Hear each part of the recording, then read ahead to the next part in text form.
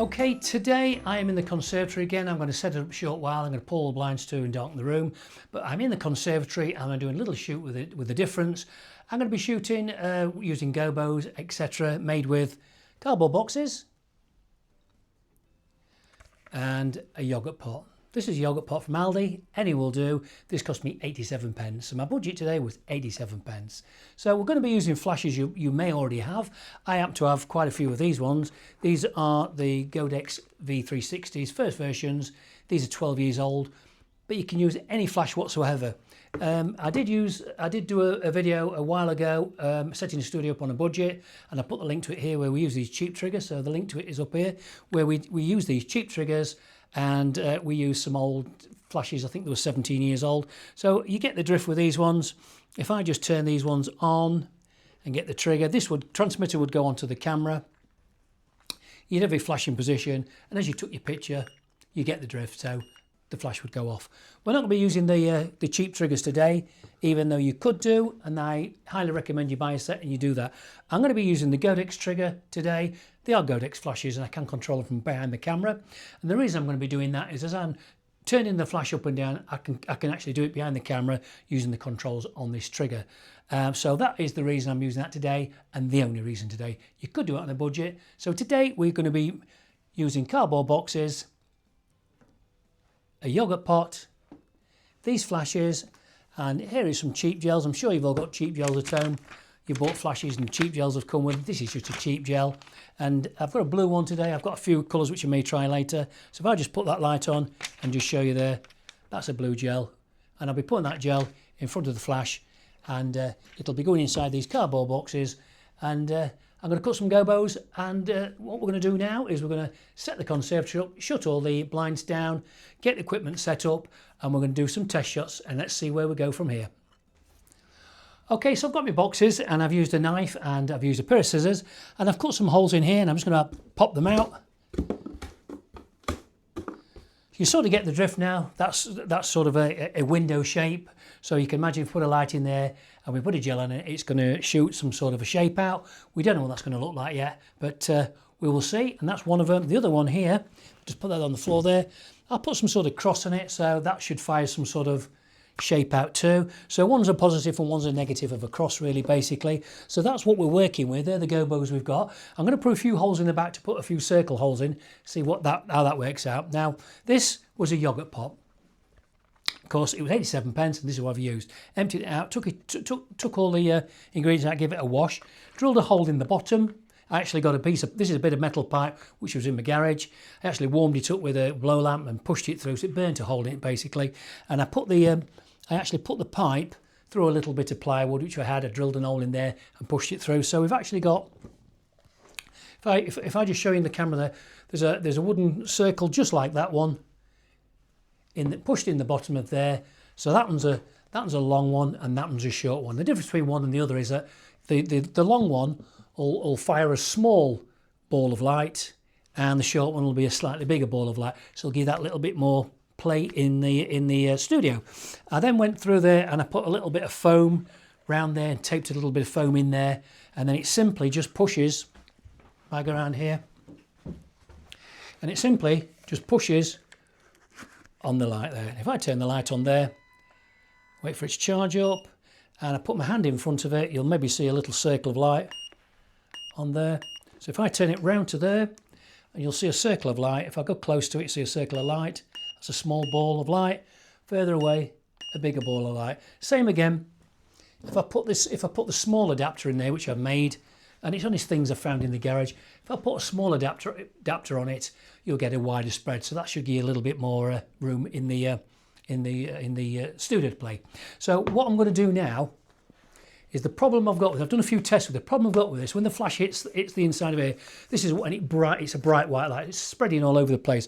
So all I'm simply going to do, in the Blue Peter style, for those of you old enough to remember Blue Peter, here's one we prepared earlier, I'm simply going to wrap this with some blue insulation tape all the way around. So I'm going to go ahead now and cover that with black tape. Okay, so I've wrapped it all in black tape now, so you can see now no light can escape. I'm going to take it and try it and see what difference it makes. I'm thinking it's going to make quite a bit of a difference. If I just pop that back on there now. So I'll pop that back on there now. I'm just going to fire that. I can't see any light escaping now, so I'm going to put my hand in front of it now, there now. And if you can see now, when it's close, small ball of light, slightly larger, slightly larger. Yeah, so that seems to work well. So I'm going to go ahead, I'm going to set up. Okay, that's now fully tested now. I'm going to now pull the blind back down, pull the blind down, which is a mid-grey. I'm going to take some photographs of Betty and see how we get on. So this is a blind I put up maybe 3 or 4 years ago. It's just a simple roller blind in grey. And if I pull the roller blind down part way at the moment, you can see it's just a mid-grey. It's a perfect because you can fire a big large flash at it and make it pure white. You can turn the lights down, make it black, or you can keep it as it's grey and you can fire coloured gels at it. And so we've got anywhere from black to white with a mid-grey background. You can use a sheet, you can use a blanket, you can use a plain wall. But this is what I've got. I'm very lucky, and I'm going to pop it down now, set up so you can see me setting up. Okay, so not everybody has got access to a conservatory with blackout blinds, but all you simply do is use your front room or a bedroom, shut the curtains and turn the lights down or turn the lights off, and you're in the same ballpark as I was. So go ahead, shut the curtains and make yourself a little studio. I've put the flash in the box, I put the gel on, I've moved the box backwards and forwards. So you'll see the gobo change. I've got it to what I think is quite reasonable at the moment. So I'm just going to do a test shot and show you a little shot what I've got up to now. So these little things you've got to do, it's a bit of a fiddle. Fill the frame with the blind. Okay, I'm going to accept that. So where I am now, I'm looking where the flash is and the cross is firing somewhere around here. So if I put Betty, get Betty, this is Betty, meet Betty, Betty, this is the audience, this is Betty. So I'm going to put Betty there, around there, and I really want the cross section somewhere behind us. So we're going to move it about, so we've got Betty in there, so let's have a look where we are with the cross. So I'm going to bring Betty, and I'm just going to take another shot, see where she is in the scene, and I can lift her up and down, move her right and left. So let's have another shot, see where she is if she's on that cross section. This is Betty. I've got Betty this side of the picture, so she's on the right hand side, more or less on the third really. She's on the right hand side, and this is with a lot of blue light. So now what we're going to do, we're going to introduce the spot lamp. So I'm going to pop that over here now. Okay, so we're all set up now. We've got the gobo all in the right position, and we're at the right brightness. We think we're at the right brightness. In the box here, we've got the Godex 8360, and I've got that on a 32nd of a power with a cheap gel on it. I've got it pointing towards the grid. The grid's firing to the wall, so that's where we've got the gobo from, which is leaving the head in darkness because it's only light in the backdrop. So now we've brought in the second Godex, and we've got on here the snoot, I guess you call it, what I made out of a yogurt carton and with a black tube on it. And we've got it pointing, and it's roughly around the eye. And this is a distance of about 3/4 of a metre. 750 ml, something along that line. So I'm going to take a shot there and see what that looks like. Okay, looking at the back of the camera there, it's lit the whole eyes up. So we're lighting all this area here up like lit up all sort of nicely. But I want to go for one eye. So what I'm going to do is I'm going to go closer. So I'm going to move it in a bit closer. Move it in a bit closer. And that it's going to have to come down, which will increase the light, so I'm going to have to reduce the exposure. So I just want it on their eye so I can just visually line that up. It looks like it's on the eye. So I'm going to take another shot. Okay, so this one's on half power. I've now got it on the eye, and it's reduced the size of the spot, but obviously it's much brighter. Going to take a test shot and adjust accordingly. So this one's on half power, and all I've done is moved it forward. So I'm going to take a shot now. Okay, reviewing that now, it's very, very bright and a little bit high. So I'm just going to lower that down slightly. Do a quick test flash, see if we're on the eye. Yep. And it was very, very bright. So I'm going to take that down from half power. So I'm going to take that down to about 1/4 of a power and do another test shot. I'm going to review the image, and that's still very, very bright. So I'm going to turn it down to 16th power, take another test shot, and so look where we are. It's still very, very bright, so I'm going to reduce it even more. So I'm going to get that down to a 64th power. Okay, so after a few adjustments, I've got the backlight on a 1/4 power, and I've got this on a 1/28 power. So I've had to reduce it to 1/8 power because it's hitting the eye and it's just burning out. So we're back in the ballpark now. So that is 1/28 power. This is a 1/4 power. So I'm going to do another test shot just to make sure nothing's moved.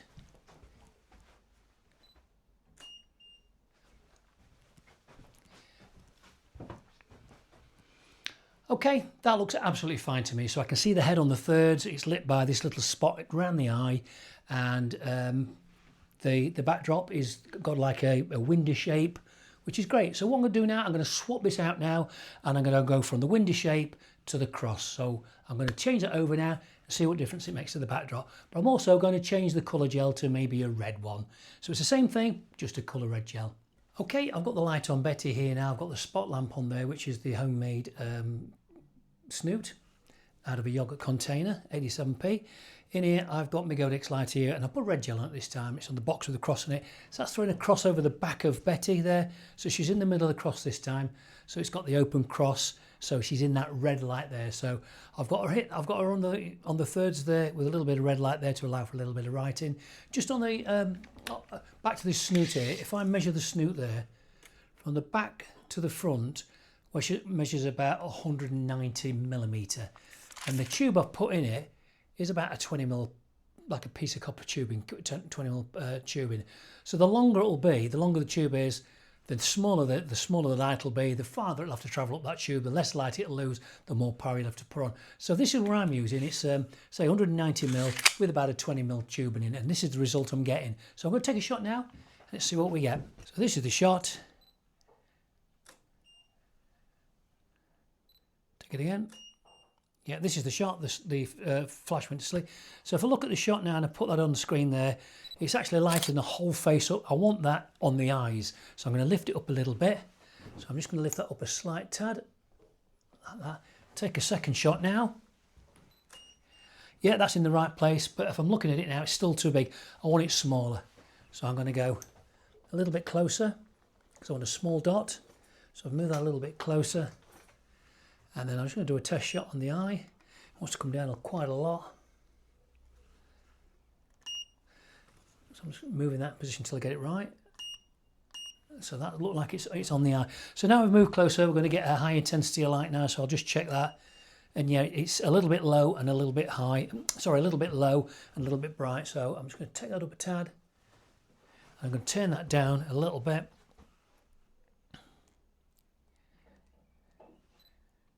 So let's just check that now. So I've took that to 64th power. I'm just going to take it down a little bit more. Yep, and that looks okay to me.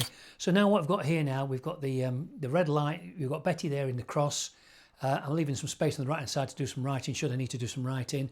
And the little Gobos light there with the homemade yogurt snoot on there is just lighting up the eyes. So that's the look we're going for now. So So what I can actually do now, I've got it relatively set up. I can go back now and get my remote trigger, and I can remove the head, and we can do some either do some product photography, or I shall try portrait it on myself just to see what this lighting's like. So I've adjusted the light to with the red gel, and it's hitting me in the eye. I've got the red lamp. I've got the Gobos 360 in there with the red gel on it, and I've got it manipulated so I'm sort of on the cross. I've used this as a prop so I can lean on it, so I can repeat it because I'm on my own. And I think we're in the ballpark figure. So I'm going to take a couple of shots now. Let's just see how these go. So I'm just going to get myself. This could be a model, and this is me. I'm in the same position. I've got the back of my screen. I can see the back of my screen. I can see my head on the top rule of the thirds. So I can get the same. So I know roughly that's where the flash. And I'm going to look up there. So the flash. And if I look up there, that's a little bit low. So I'm going to lower my head down and look up. Now the flash now is got a stripe across my eye there, and that's exactly what I was looking for. So I'm going to go ahead now and do a few more shots, and I'm going to pop a few on the end of the video. I'm going to do a little bit of product photography now, using this very same technique. I've got a bottle of black dupe. I'm going to fetch that down from upstairs, And I've also got a 50mm 0.95 lens Bright Star, which is on loan to me, which I'm about to test next week. So I might bring that down, do a little bit of product photography. And in the meantime, I'm going to take a few more shots.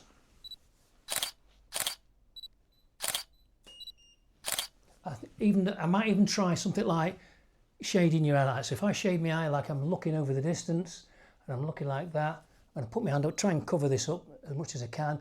I can see my head on the third top section of the third row of thirds, and I can look like I'm looking out to sea.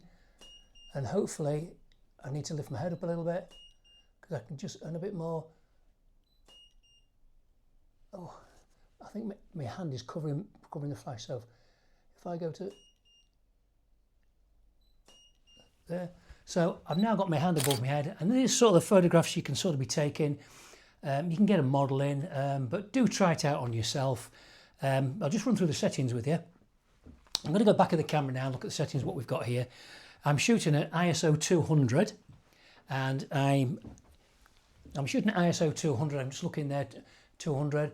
Shutter speed of 250th per second. I'm using f4.5. Back to these lights. The lights in the box with the red gel on is on a quarter power plus two-thirds of a stop. So that's what we're getting with the a quarter and two-thirds of a stop at that distance in that box. That's how it looks.